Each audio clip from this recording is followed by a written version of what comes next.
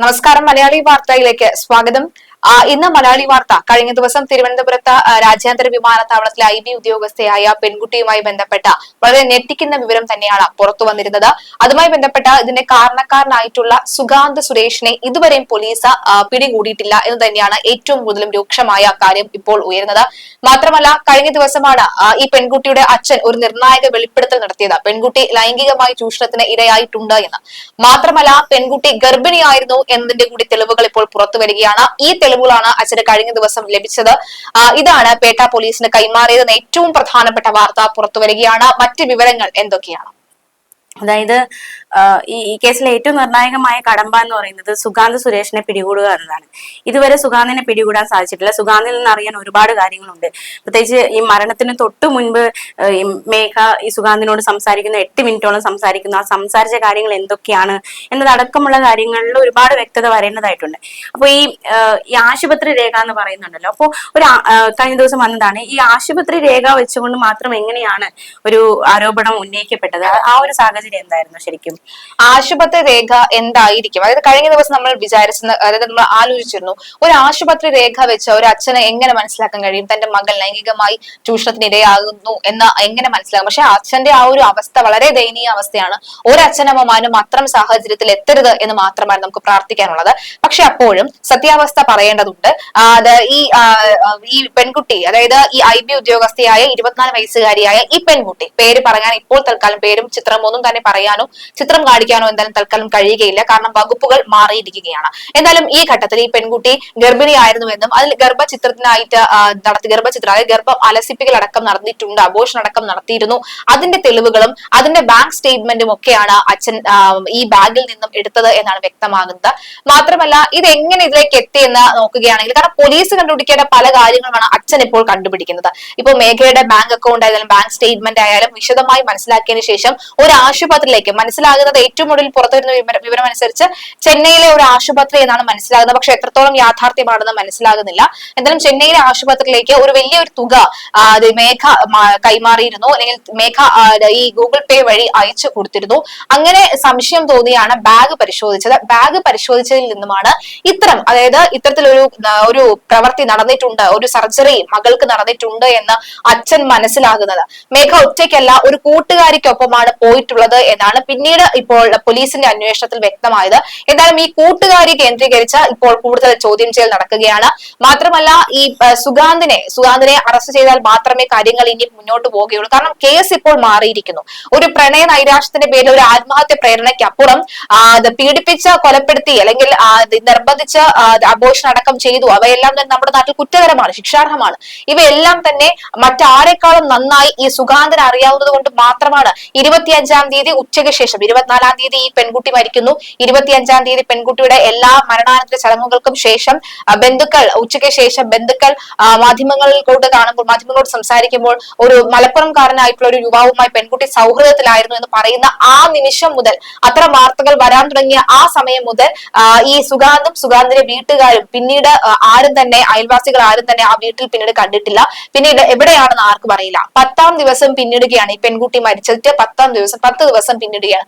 ഇതുവരെയും എന്തുകൊണ്ട് ഈ വ്യക്തിയെ പോലീസ് അന്വേഷിച്ച് കണ്ടെത്താൻ സാധിച്ചില്ല? മാത്രമല്ല, IBക്ക് പോലും എന്തുകൊണ്ട് ഒരു പ്രൊബേഷൻ പീരീഡിലുള്ള IBയുടെ പേരിന് പോലും കളങ്കപ്പെടുത്തുന്ന IBയുടെ തന്നെ ഒരു സഹപ്രവർത്തകയായിരുന്ന ഒരു ജോലിക്കാരിയായിരുന്ന ഒരു പെൺകുട്ടി, 24 വയസ്സ് മാത്രമുള്ള പെൺകുട്ടിയെ ഇത്തരത്തിൽ മാനസികമായും ശാരീരികമായും സാമ്പത്തികപരമായും ചൂഷണം ചെയ്ത് കൊന്ന് തള്ളിയിട്ട് എന്ന് വേണമെങ്കിൽ പറയാം. ആത്മഹത്യയാണെങ്കിലും ആത്മഹത്യക്ക് നയിച്ചത് ഒരു കൊലപാതകം കണക്കാക്കുകയാണെങ്കിൽ അങ്ങനെ കൊന്നിട്ടും എന്തുകൊണ്ട് ഈ വ്യക്തിയെ പോലീസ് അറസ്റ്റ് ചെയ്യുന്നില്ല എന്ന ചോദ്യമാണ് ഇപ്പൊ ഏറ്റവും പ്രധാനമായി ഉയർന്നുകൊണ്ടിരിക്കുന്നത്. പ്രത്യേകിച്ച് ഈ IB ഉദ്യോഗസ്ഥനെതിരെ നിർണായക തെളിവുകളാണ് യുവതിയുടെ കുടുംബം കൈമാറിയത്. എന്നിട്ടും അന്വേഷണം തുടരുകയാണ് എന്ന മറുപടി മാത്രമാണ് പോലീസിൽ നിന്ന് കിട്ടുന്നത്.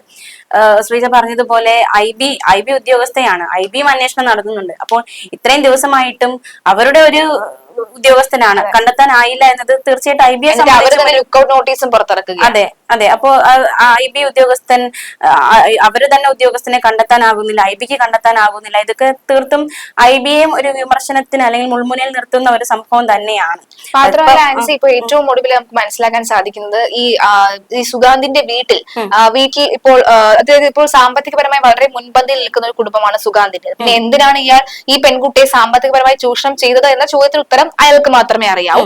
എന്നിരുന്നാലും ഇയാളുടെ നിലവിലെ ഒരു വീടിന്റെ അവസ്ഥ എന്ന് പറയുന്നത് ഈ പെൺകുട്ടി മരിച്ച്, ഞാൻ നേരത്തെ സൂചിപ്പിച്ച പോലെ തന്നെ 25-ാം തീയതി മലപ്പുറത്തുകാരനുമായി ഒരു സൗഹൃദം ഉണ്ടായിരുന്നു എന്ന് എപ്പോഴാണോ അറിഞ്ഞു തുടങ്ങിയത് അപ്പോൾ മുതൽ ആ വീട് പൂട്ടിയിട്ട അവസ്ഥയിലാണ്. ആ വീട്ടിൽ നിരവധി വളർത്തു മൃഗങ്ങളുണ്ട്. പ്രധാനമായും ഒരു വലിയ കോമ്പൗണ്ട് ഉള്ള ഒരു വീടാണ്. അവിടെ പശുത്തൊഴുത്തുണ്ട്. ആ പശുത്തൊഴുത്തിൽ ഏകദേശം 8ഓളം പശുക്കളുണ്ട്. അത് മാത്രമല്ല വളർത്തു നായ്ക്കളുണ്ട്. ഒരു കൂട് നിറയെ കോഴിക്കുഞ്ഞുങ്ങളുണ്ട്. അങ്ങനെ നിരവധി വളർത്തു മൃഗങ്ങളുണ്ട്. ഇപ്പോൾ ആ വീട്ടിൽ ഇപ്പൊ ഏകദേശം ഒരു 9 ദിവസമായി അവർക്ക് വെള്ളമോ ഭക്ഷണമോ കൊടുക്കാതെ പട്ടിണി കിട്ട ഒരു ഗതികേടിലാണ് ഇപ്പോൾ അവിടെ ഉള്ളത്. ഈ വളർത്തു മൃഗങ്ങളുടെ ഒക്കെ തന്നെ നിലവിളി കേട്ടാണ് നാട്ടുകാരൊക്കെ തന്നെ എത്തിയത്.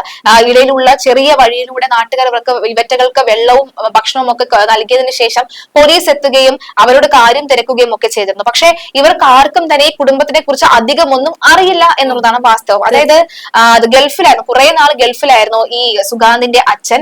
അതിനുശേഷം നാട്ടിലെത്തി റിയൽ എസ്റ്റേറ്റ് ബിസിനസ് ആരംഭിച്ചു. പിന്നീട് ചെറിയൊരു ഷോപ്പൊക്കെ നടത്തുന്നുണ്ട്, തൊട്ടടുത്ത ഒരു കട നടത്തുന്നുണ്ടെന്നാണ് മനസ്സിലായത്. പക്ഷെ ഒരു കട നടത്തുന്ന വ്യക്തി എപ്പോഴും നമുക്കറിയാം, നമ്മുടെ വീട്ടിലൊക്കെ കട നടത്തുന്ന ഒരാളുണ്ടെങ്കിൽ ആൾക്ക് നാട്ടിലെ എല്ലാ കാര്യങ്ങളെ കുറിച്ചും എല്ലാരെ കുറിച്ചും അറിവുണ്ടായിരിക്കാം. പക്ഷെ ഇവിടെ അങ്ങനെയല്ല, ഇയാൾക്ക് ആരെ കുറിച്ചും ഒരു കാര്യത്തും അറിയില്ല. മാത്രമല്ല അധികം ആൾക്കാരോട് തന്നെ അത്ര സൗഹൃദം പുലർത്തുന്ന വ്യക്തി കൂടിയായിരുന്നില്ല. സുഗാന്ത് ഒറ്റ മകനാണ്, അമ്മയും ഉണ്ടായിരുന്നു. പക്ഷെ ഈ 3 പേരെയുമാണ് ഇപ്പോൾ കാണാനില്ലാത്തത്. അധികം ആരുമായിട്ടും ഇത്തരത്തിൽ അടുപ്പമില്ലാത്ത ഈ സുഗാന്തിനെയും ഫാമിലിയെയും ആരാണ് സംരക്ഷിക്കുന്നത് എന്ന ചോദ്യമാണ് ഇവിടെ ഏറ്റവും പ്രധാനമായി ഉയരുന്നത്.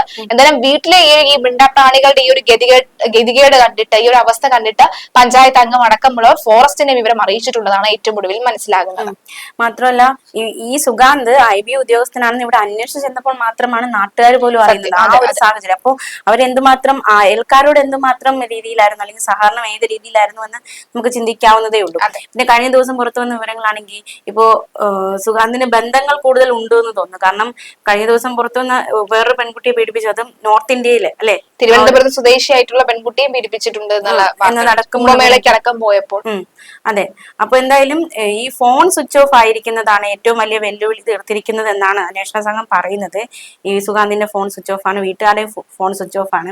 അപ്പൊ എന്തായാലും സുഗാന്തിനെ പിടികൂടുക വലിയൊരു, ഇനി ഇത്രയും ദിവസമായില്ലേ, അപ്പൊ അത് വലിയൊരു ദിവസം കടന്നു. മാത്രമല്ല കേസ് ഇപ്പോൾ ഞാൻ നേരത്തെ സൂചിപ്പിച്ചപ്പോൾ തന്നെ ആത്മഹത്യ പ്രേരണ മാത്രമല്ല. കാരണം ആത്മഹത്യ പ്രേരണയ്ക്ക് മറ്റ് തെളിവുകൾ ഇല്ലാതെ കേസെടുക്കാൻ കഴിയുമോ, സുഗാന്തിനെതിരെ കേസെടുക്കാൻ കഴിയുമോ എന്ന് നിയമോപദേശം തേടിയ പോലീസിന്റെ അടുത്തേക്കാണ് ഇത്തരത്തിലുള്ള മറ്റ് കേസുകൾ കൂടി വരുന്നത്. ശാരീരികമായി ചൂഷണം ചെയ്തതും സാമ്പത്തികപരമായി ചൂഷണം ചെയ്തതിന്റെയും ഇത്തരം തെളിവുകൾ പോലീസ് കണ്ടെത്തേണ്ട തെളിവുകളാണ് ഇവിടെ ഒരു അച്ഛൻ ഒരിക്കലും തന്റെ മകളെ കുറിച്ച് അറിയരുത് എന്ന് ആഗ്രഹിക്കുന്ന കാര്യം തന്റെ അച്ഛൻ കണ്ടെത്തുകയും ആ അച്ഛൻ മനസ്സ് കല്ലാക്കിക്കൊണ്ട് പോലീസ് സ്റ്റേഷനിലേക്ക് എത്തി പോലീസ് ഉദ്യോഗസ്ഥർക്ക് ഈ തെളിവ് കൈമാറുകയാണ്. എന്നിട്ടും ഇപ്പോൾ ഈ പെൺകുട്ടി ഈ വ്യക്തിയെ കണ്ടെത്താൻ കഴിയുന്നില്ല. ഇനി നാട്ടുകാർ പറയുന്നുണ്ട്, അല്ലെങ്കിൽ ഒരു കമന്റ് വരുന്നുണ്ട്, ഇനി ഇയാളെ കൂടി സുഗാന്തിനെയും കൂടി അച്ഛൻ കണ്ടുപിടിച്ച് കൊടുത്തു കഴിഞ്ഞാൽ പോലീസിന് അത്രയും സമാധാനം സന്തോഷം എന്ന് പറയുകയാണ്. അതെ അതെ, തീർച്ചയായിട്ടും ആ ഒരു സാഹചര്യത്തിൽ കാര്യങ്ങൾ എത്തിയിരിക്കുകയാണ്. പ്രത്യേകിച്ചും മകൾക്ക് എന്താണ് സംഭവിച്ചതെന്ന് അറിയാനുള്ള ഒരു അവകാശം അല്ലെങ്കിൽ അവർ ആഗ്രഹിക്കുന്നുണ്ട് ആ വീട്ടുകാർ, IB ഉദ്യോഗസ്ഥരുടെ വീട്ടുകാർ. അപ്പൊ തീർച്ചയായിട്ടും സുഗാന്തിനെ കണ്ടെത്തുക എന്നതാണ് വലിയ കടമ്പ. ലുക്കൌട്ട് നോട്ടീസ് പുറത്തിറക്കിയിരിക്കുന്നത് വിമാനത്താവളങ്ങൾ വഴി രാജ്യം വിടുന്നത് തടയാനാണ്. അപ്പൊ എന്തായാലും അന്വേഷണം തൃപ്തികരമെന്നാണ് IB ഉദ്യോഗസ്ഥരുടെ കുടുംബം പ്രതികരിക്കുന്നത്. അപ്പോ ഇനിയും ദിവസങ്ങൾ കഴിയുകയാണ്, സുഗാന്തിനെ കണ്ടെത്താൻ കഴിഞ്ഞില്ല എന്നുണ്ടെങ്കിൽ ഒരുപക്ഷെ അന്വേഷണം തൃപ്തികരമല്ല എന്ന് തന്നെ പറയും. മാത്രമല്ല പോസ്റ്റ്മോർട്ടം റിപ്പോർട്ട് നാളെ ലഭിക്കാനിരിക്കുകയാണ്. പോസ്റ്റ്മോർട്ടം റിപ്പോർട്ട് നാളെ ലഭിച്ചതിന് ശേഷം ഈ കൂടുതൽ വിവരങ്ങൾ മനസ്സിലാക്കാനും ഒപ്പം അതുപോലെ തന്നെ DGP നേരിൽ കണ്ട പരാതി കൊടുക്കാനും തന്നെയാണ് ഇപ്പോൾ കുടുംബം ആലോചിക്കുന്നത്. പോസ്റ്റ്മോർട്ടം റിപ്പോർട്ട് പുറത്തു വരുമ്പോൾ ഒരുപക്ഷെ വലിയ രീതിയിൽ തന്നെ കാര്യങ്ങൾ മനസ്സിലാക്കാൻ കഴിയുമെന്ന് വ്യക്തമാകുന്നു. മാത്രമല്ല ഈ കൂട്ടുകാരി ആശുപത്രിയിൽ ഒപ്പം പോയി എന്ന് പറയുന്നുണ്ടല്ലോ. ഈ കൂട്ടുകാരിയെ മനസ്സിലാക്കുകയും വിളിക്കുകയും അവരെ ചോദ്യം ചെയ്യുകയും ചെയ്തു കഴിഞ്ഞാൽ ഒരു പക്ഷേ ഈ കേസിന് കൂടുതൽ കാര്യങ്ങൾ, അതായത് ഓരോ ദിവസം കഴിയും തോറും ആളെണ്ണം ഈ ഒരു കേസിൽ കൂടിക്കൊണ്ടിരിക്കും. പോയിക്കൊണ്ടിരിക്കുകയാണ്. സുഗാന്ത് ആയിരുന്നുവെങ്കിൽ ഇപ്പോൾ ഇതൊരു കൂട്ടുകാരിക്കും ഇക്കാര്യത്തെ കുറിച്ച് വ്യക്തമായി എല്ലാം അറിയാമായിരുന്നു. ഈ പെൺകുട്ടി സാമ്പത്തികപരമായി വളരെ ബുദ്ധിമുട്ടിൽ കഴിയുന്നത് പെൺകുട്ടിയുടെ തന്നെ മറ്റ് സഹപ്രവർത്തകർക്കും ഒക്കെ തന്നെ അറിയായിരുന്നു. അതുകൊണ്ട് തന്നെ കാര്യങ്ങൾ കൈവിട്ട് പോയിക്കൊണ്ടിരിക്കുകയാണ് ഓരോ ഘട്ടത്തിലും. ഇനിയും പോലീസ് ഇതേ രീതി തന്നെയാണ് മുന്നോട്ട് കൊണ്ടുപോകുന്നെങ്കിൽ ഒരുപക്ഷെ ഇനിയും പെൺകുട്ടികൾ സമാനമായ രീതിയിൽ ഇത്തരം ബുദ്ധിമുട്ടിലേക്ക് ചെല്ലാനുള്ള സാധ്യത കൂടുതലാണ്. മാത്രമല്ല ഈ സുഗാന്തിന്റെ ഫോട്ടോ ഇപ്പോൾ പുറത്തു വന്നിട്ടുണ്ട്. ഈ ഫോട്ടോ പുറത്തു വന്ന് 4ഓളം പെൺകുട്ടികളെ ഇയാൾ ഇത്തരത്തിൽ മാനസികപരമായും അല്ലാതെ ബുദ്ധിമുട്ടിച്ചിട്ടുണ്ട് എന്ന് പറയുമ്പോൾ ഒരുപക്ഷെ ഇനിയും പെൺകുട്ടികൾ അതായത് നിങ്ങൾ വിശ്വസിച്ച് നിങ്ങൾ സ്നേഹിച്ചു അല്ലെങ്കിൽ നിങ്ങളുടെ മുന്നിൽ സ്നേഹത്തിന് മുഖം മൂടിയിട്ട് എന്ത് വേണമെങ്കിലും തരാം, ഞാൻ നിങ്ങളെ സ്നേഹിക്കാം എന്നൊക്കെ പറഞ്ഞ് കപട മുഖവുമായി വന്ന് അതിൽ വിശ്വസിച്ച് വീട് പോയ പെൺകുട്ടികൾ ഇനിയും ഉണ്ടെങ്കിൽ ഇയാളെ വിശ്വസിച്ചിരിക്കരുത്. പുറത്തു വരേണ്ടതുണ്ട്. മാധ്യമങ്ങൾക്ക് മുന്നിൽ വന്നില്ലെങ്കിലും പോലീസിന് മുന്നിൽ നേരിട്ട് ഹാജരായി നിങ്ങൾക്കുണ്ടായ ബുദ്ധിമുട്ടുകൾ പറയേണ്ടതാണ്. കാരണം ഇല്ലെങ്കിൽ നിങ്ങളും നാളെ ഈ പറയുന്ന പെൺകുട്ടിയെ പോലെ നിങ്ങളുടെ ജീവനും നഷ്ടപ്പെടാം. ഇന്ന് ഈ പെൺകുട്ടിയുടെ കുടുംബം അനുഭവിക്കുന്ന അതേ വേദന നിങ്ങളുടെ കുടുംബവും അനുഭവിക്കും. അതുകൊണ്ട് ഇനി ആരും അനുഭവിക്കാതിരിക്കാൻ വേണ്ടി ഒരുപക്ഷെ നമ്മൾ തന്നെ ഈ പെൺകുട്ടികൾ തന്നെയായിരിക്കും അയാൾ വിളിക്കുന്നെടുത്ത്. അതായത് ഇപ്പൊ കൊച്ചുകുട്ടിയൊന്നും അല്ലല്ലോ. അയാൾ ഇപ്പോൾ വിളിക്കുമ്പോഴും അയാൾ ഇപ്പോൾ റൂം ബുക്ക് ചെയ്യുമ്പോഴും എന്തിനാണ് ഏതിനാണെന്നൊക്കെ തന്നെ സ്വയമേ തിരിച്ചറിയാനുള്ള കഴിവുള്ള പെൺപിള്ളാരും പെൺകുട്ടികളും ഒക്കെയാണ്. അതുകൊണ്ട് ഒന്ന് ഇരുത്തി ചിന്തിച്ചതിന് ശേഷം കാര്യങ്ങൾ പ്രവർത്തിക്കാൻ ഇറങ്ങുക. അല്ലെങ്കിൽ ഇതേ ഗതികേട് നാളെ നിങ്ങൾക്കും ഒക്കെ ഉണ്ടാകാനുള്ള സാധ്യത വിരളമല്ല എന്ന് തന്നെയാണ് പറയുന്നത്. മാത്രമല്ല ഇതൊരു ഒറ്റപ്പെട്ട സംഭവമല്ല. ഇതുപോലത്തെ സുഗാന്തുമാരെ നമ്മുടെ സമൂഹത്തിലുണ്ട്. പെൺകുട്ടികളെ ചൂഷണം ചെയ്യുന്ന അല്ലെങ്കിൽ പെൺകുട്ടികളെ വഞ്ചിക്കുന്ന, അവരെ സാമ്പത്തികം അവരെ ലൈംഗികമായിട്ട് ഉപയോഗിക്കുക, ഈ ഒരു കാര്യങ്ങൾ മാത്രം ലക്ഷ്യം വെച്ച് നടക്കുന്ന ഒരുപാട് സുഗാന്തുമാർ നമുക്ക് ചുറ്റുമുണ്ട്. ശ്രീജ പറഞ്ഞതുപോലെ ജാഗരൂകരായിരിക്കുക, നമ്മൾ തന്നെ ജാഗരൂകരായിരിക്കുക. ഇങ്ങനെയുള്ള ആട്ടിൻതോലണിഞ്ഞ ചെന്നായ്ക്കളെ തിരിച്ചറിഞ്ഞ് അവരെ നേരിടേണ്ട രീതിയിൽ നേരിടുക എന്ന് തന്നെയാണ് പറയാനുള്ളത്. തീർച്ചയായും പള്ളി വേറെ പള്ളിക്കൂടം വേറെ, വിവരം വേറെ വിദ്യാഭ്യാസം വേറെ എന്ന് പറയാറുണ്ട്. എത്ര വിദ്യാഭ്യാസവും അതുപോലെ തന്നെ എത്ര ഉയർന്ന ശമ്പളമുള്ള ജോലി ഉണ്ടായിട്ടും കാര്യമില്ല, വിവരം എന്നുള്ളൊരു സംഭവം നമുക്ക് എല്ലാവർക്കും വേണം. കാരണം അത് ഈ ഒരു കാര്യത്തിൽ മാത്രമല്ല, ഒരു സഹജീവികളോട് പെരുമാറുന്ന രീതി, സ്വന്തം അച്ഛനും അമ്മയോട് പെരുമാറുന്ന രീതി, അതായത് പലരും തന്നെ ഇപ്പോൾ സമ്പാദിച്ച 1 രൂപ പോലും അച്ഛനും അമ്മയും കൊടുക്കാൻ പോലും മടിയാണ്. കാരണം അത് എന്റെ പൈസയല്ലേ എന്ന് പറഞ്ഞ് മാറ്റിവെക്കാനാണ് പലരും നോക്കാറ്. പക്ഷെ ഇവിടെ 1 രൂപ പോലും അച്ഛനും അമ്മയ്ക്കും കൊടുക്കാതെ അത്രയും കാലം കഷ്ടപ്പെട്ട് വളർത്തിയ അച്ഛനും അമ്മയ്ക്കും അവർക്ക് സമ്പാദിച്ച അവർക്ക് പണം ഉണ്ടല്ലോ എന്ന് ഓർത്തുകൊണ്ട് താൻ സമ്പാദിച്ചതിൽ നിന്നും 1 രൂപ പോലും കൊടുക്കാതെ എവിടെ നിന്നോ വന്ന് വെറും 8 മാസത്തെ മാത്രം പരിചയമുള്ള ഒരു വ്യക്തിക്ക് വേണ്ടി എല്ലാ തുകയും മുഴുവൻ തുകയും കൊടുക്കുന്ന പെൺകുട്ടികളാകരുത് നിങ്ങൾ എന്നുള്ളത് തന്നെയാണ് ഈ ഒരു കേസിൽ നിന്നും വ്യക്തമാകുന്നത്. തീർച്ചയായും മരിച്ചുപോയ അല്ലെങ്കിൽ നമ്മളെ വിട്ടുപിരിഞ്ഞ ഒരു വ്യക്തിയെ കുറിച്ച് മോശമായോ അല്ലെങ്കിൽ തെറ്റോ പറയാൻ പാടില്ല. തെറ്റോ മോശമോ അല്ല പറയുന്നത്, മറിച്ച് ഇനി ഇങ്ങനെയുള്ള പെൺകുട്ടികൾ ഉണ്ടാകരുത്, അങ്ങനെ ഉണ്ടാകാതിരിക്കാൻ വേണ്ടിയിട്ടാണ് ഒരു മുൻകരുതൽ എന്നോളം ഈ കാര്യം ആവർത്തിച്ച് പറയുന്നത്.